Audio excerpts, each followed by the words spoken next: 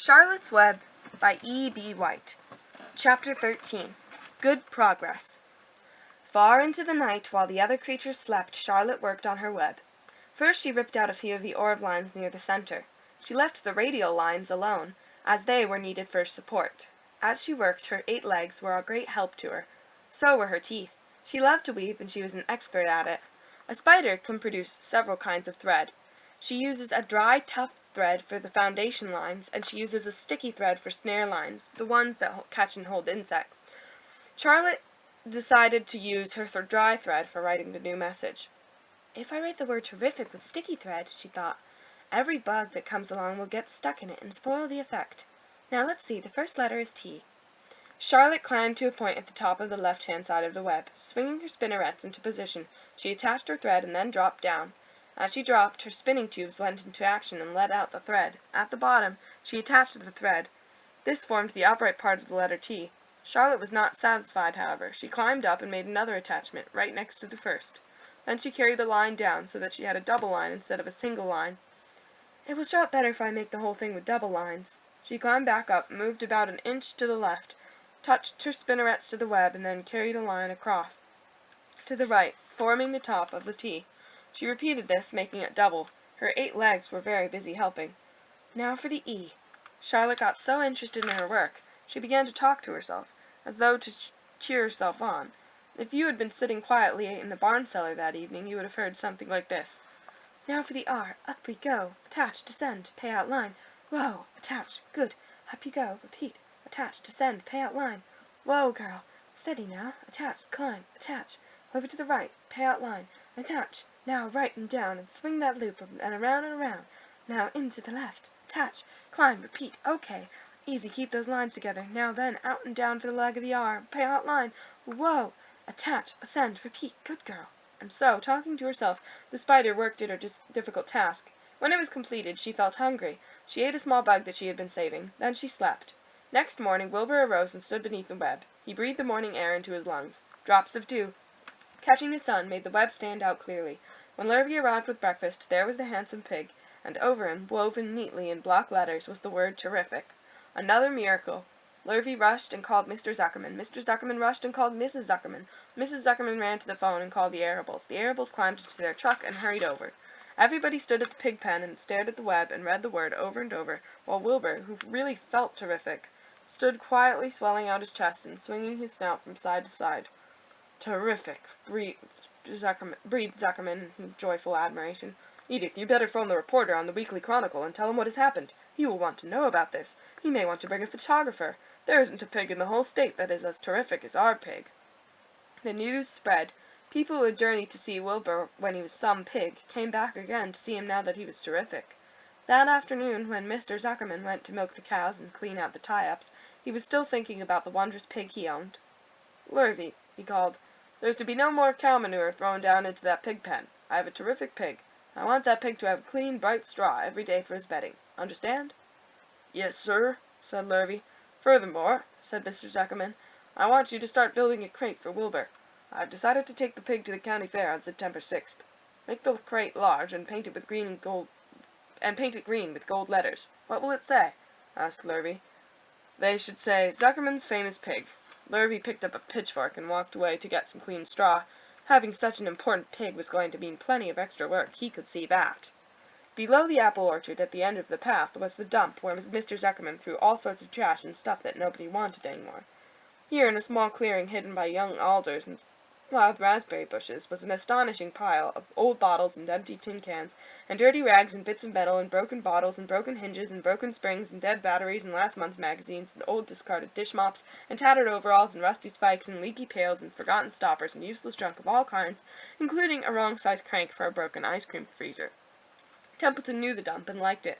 There were good hiding places there, excellent cover for a rat, and there was usually a tin can with food still clinging to the inside. Templeton was down there now, rummaging around. When he returned to the barn, he carried in his mouth an advertisement he had torn from a crumpled magazine. How's this? He asked, showing the ad to Charlotte. It says crunchy. Crunchy would be a good word to write in your web. Just the wrong idea, replied Charlotte. Couldn't be worse. We don't want Zuckerman to think Wilbur's crunchy. He might start thinking about crisp, crunchy bacon and tasty ham. That would put ideas into his head. We must advertise Wilbur's noble qualities, not his tastiness. Go get another word, please, Templeton." The rat looked disgusted, but he sneaked away to the dump and was back in a while with a strip of cotton cloth. "How's this?" he asked. "It's a label off an old shirt." Charlotte examined the label. It said, "Pre-shrunk." "I'm sorry, Templeton," she said, "but pre-shrunk is out of the question. We want Zuckerman to think Wilbur's nicely filled out, not all shrunk up. I'll have to ask you to try again." "What do you think I am, a messenger boy?" grumbled the rat. "I'm not going to spend all my time chasing down to the dump after advertising material." "Just once more, please," said Charlotte. "I'll tell you what I'll do," said Templeton. "I know where there's a packet of soap flakes in the woodshed. It has writing on it. I'll bring you a piece of the package."